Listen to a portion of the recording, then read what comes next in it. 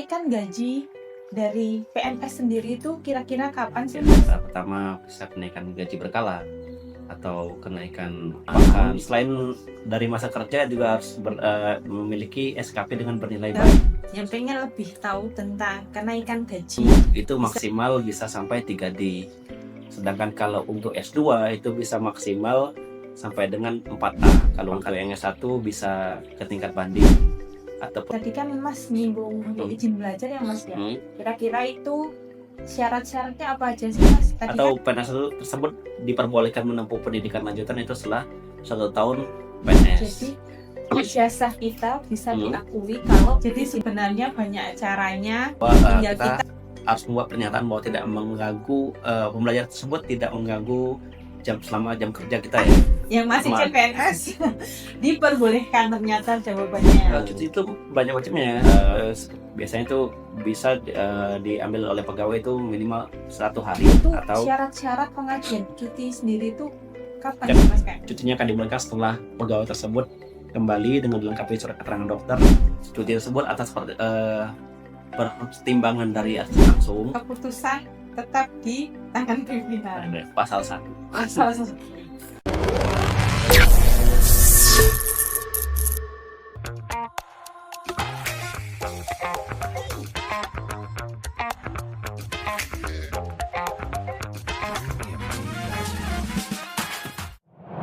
Assalamualaikum warahmatullahi wabarakatuh. Jumpa lagi di podcast PT Abali. Episode kali ini bersama dengan saya Prima sebagai host, dan kita akan ngobrol bareng tentang hak-hak pegawai di peradilan dengan bagian kepegawaian PT Abali dengan Mas Hikam. Ya. Gimana kabarnya hari ini Mas Hikam? Alhamdulillah sehat. Alhamdulillah. Tentang beberapa hak-hak kepegawaian nih Mas. Kan ini banyak juga ditanyain sama teman-teman, apalagi yang masih CPNS kayak saya gitu. Ya. Untuk ini kenaikan gaji dari PNS sendiri itu kira-kira kapan sih Mas? Kalau kenaikan gaji sendiri tuh ada beberapa tipe ya. Pertama bisa kenaikan gaji berkala atau kenaikan pangkat, atau mungkin ada kenaikan jabatan juga, itu beda lagi ceritanya. Untuk kenaikan gaji berkala sendiri itu biasanya dilakukan setelah memenuhi masa kerja golongan 2 tahun, tapi dikecualikan untuk P3K yang golongannya masih 5 itu bisa mendapatkan kenaikan gaji berkala pada masa kerja golongan sudah mencapai 1 tahun. Namun selain dari masa kerja juga harus memiliki SKP dengan bernilai baik selama setahun terakhir. Mungkin itu. Kedua, mungkin ada kenaikan pangkat. Kenaikan pangkat sendiri bisa diberikan kepada PNS apabila sudah memenuhi masa kerja golongan selama 4 tahun berturut-turut, 4 tahun secara terus-menerus, dan 2 tahun berturut-turut bernilai SKP-nya bernilai baik. Mungkin itu.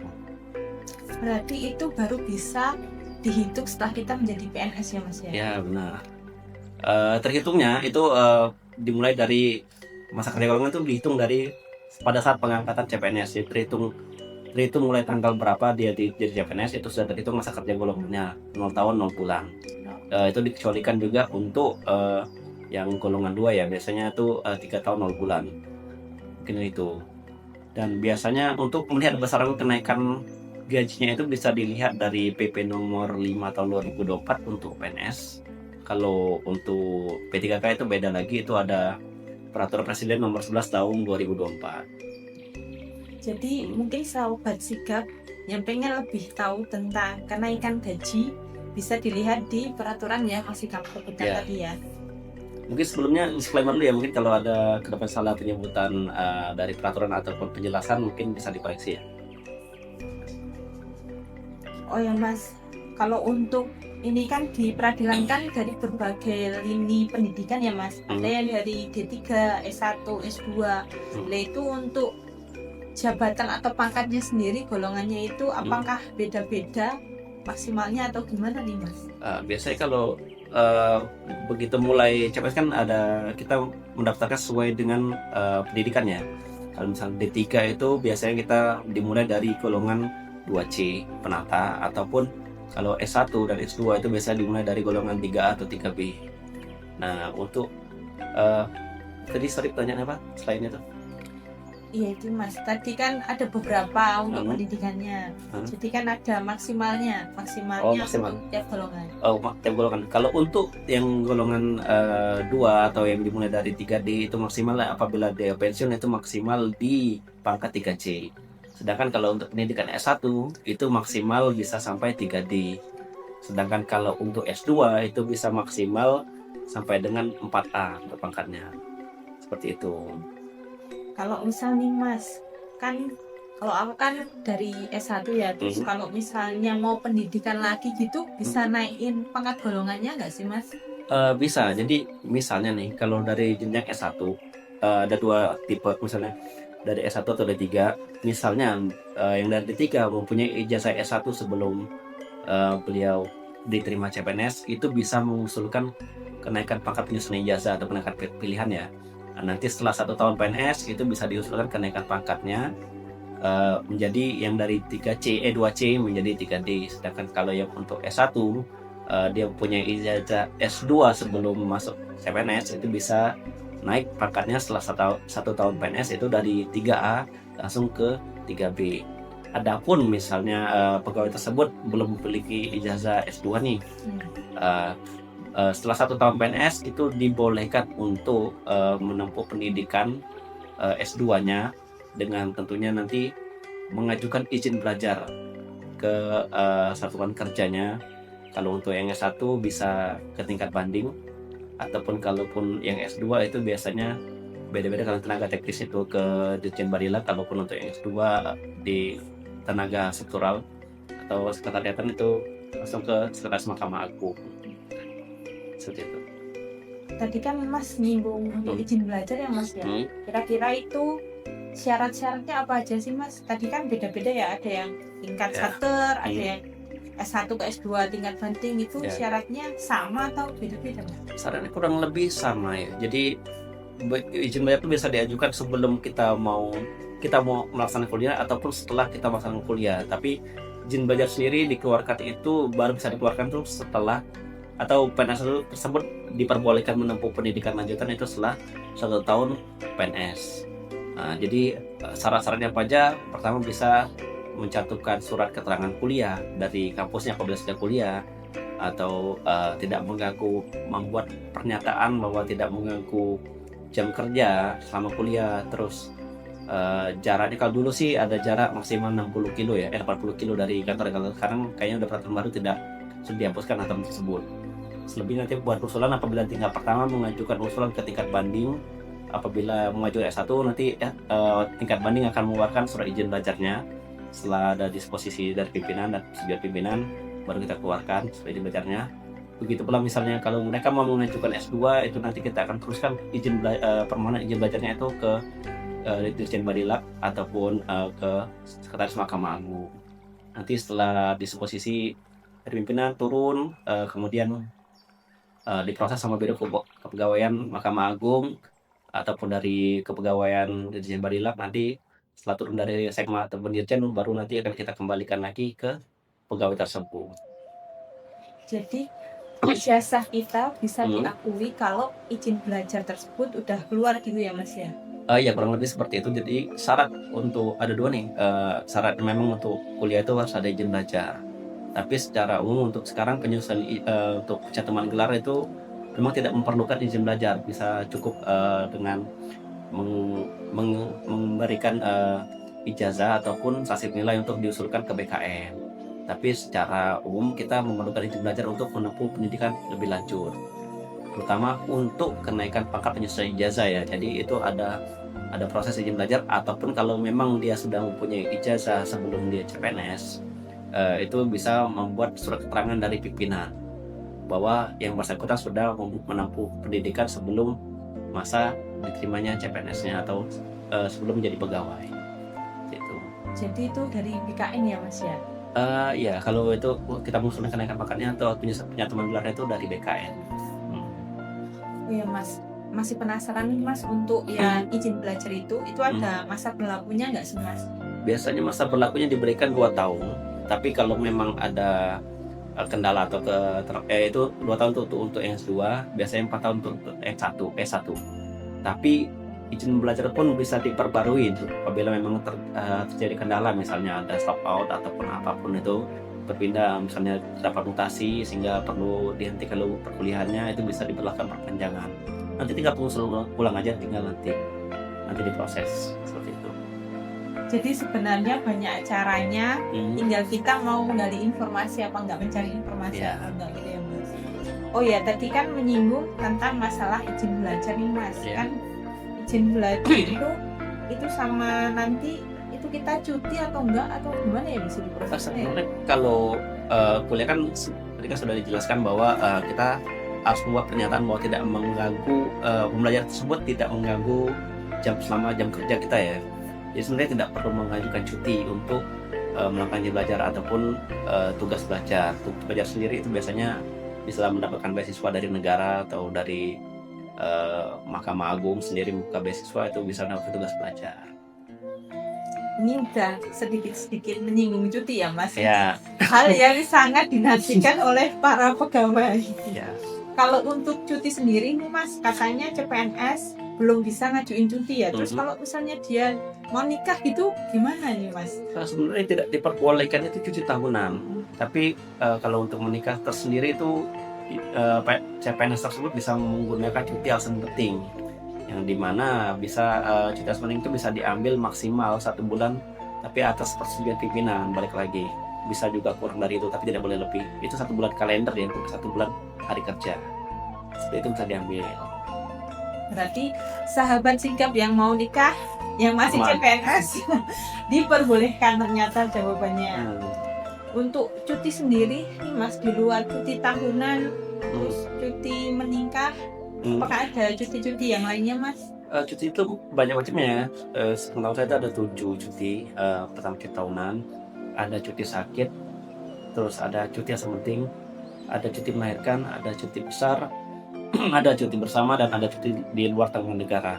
Kalau cuti tahunan sendiri itu ada, kita mendapatkan 12 hari kerja. Nah, setelah 1 tahun bekerja terus menerus itu mendapatkan 12 hari kerja.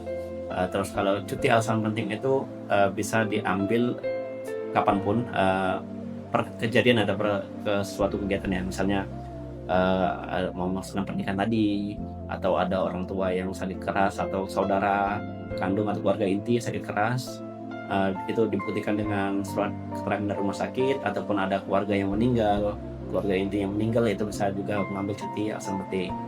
Terus ada cuti melahirkan. Cuti melahirkan itu bisa mendapatkan cuti melahirkan maksimal 3 bulan kalender. Apabila pegawai tersebut misal sudah mempunyai anak sebelum dia CPNS, sudah misal 2 anak, dan saat CPNS dia kemudian hamil dan melahirkan, itu hitung cuti melahirkan yang pertama.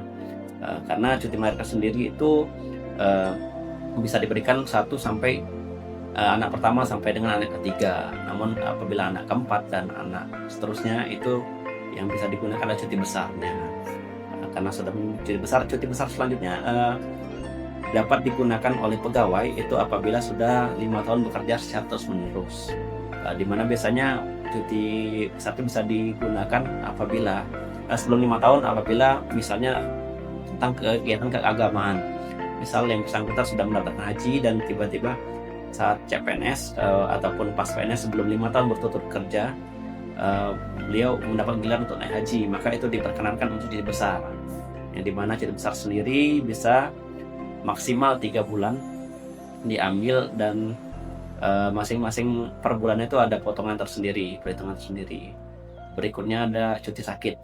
Cuti sakit biasanya itu bisa diambil oleh pegawai itu minimal 1 hari atau sampai dengan 1 tahun, tergantung sakit yang diderita oleh pegawai tersebut. Tapi biasanya kalau untuk secara tunjangan kerjanya itu untuk 14 hari pertama sakit itu tidak dipotong, tapi 14 hari seterusnya baru ada potongan. Berikutnya ada cuti bersama. Cuti bersama itu bisa terhitung cuti bersama apabila ada surat keputusan dari presiden. Selain itu tidak bisa dianggap tidak. Selain itu akan memotong cuti tahunan. Mungkin terakhir ada cuti luar tanggungan negara ya. cuti di luar tanggungan negara itu bisa digunakan apabila dalam keadaan tertentu, misal suami atau istri pegawai tersebut sedang menempuh pendidikan di luar negeri, terus yang bersangkutan ingin mengajukan cuti di luar tanggungan negara, itu bisa. Tapi balik lagi tuh atas persetujuan, karena cuti di luar tanggungan negara itu kalau kita di Mahkamah Agung harus atas persetujuan Sekretaris Mahkamah Agung. Cuti di luar tanggungan negara sendiri itu bisa diberikan maksimal 3 tahun. Apabila misalnya masih belum selesai pendidikannya atau tugasnya ataupun kendala lainnya yang sesuai dengan yang disyaratkan, itu bisa ditambah lagi 1 tahun.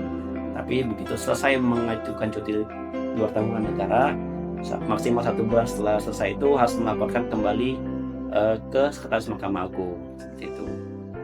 Kalau untuk melaporkannya berarti ke Jakarta langsung ya Mas? Tidak perlu sih, Satkernya. dari Satkernya nanti meneruskan langsung. Kalau ke Jakarta repot ya. Siap-siap Mas.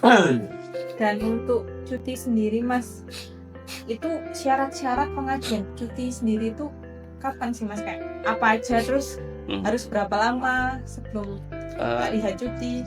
Untuk pengajuan cuti tahunan sendiri sebaiknya dilakukan 5 hari sebelum melaksanakan cuti. Kalau beda kondisi dengan kalau misalnya kita mau mengajukan cuti besar. Cuti besar itu kita harus melaksanakan sebaiknya selama-lamanya itu 14 hari sebelum melaksanakan cuti. Tapi itu bisa dikecualikan kalau dengan keadaan tertentu. Beda lagi kondisinya apabila kita cuti sakit ataupun cuti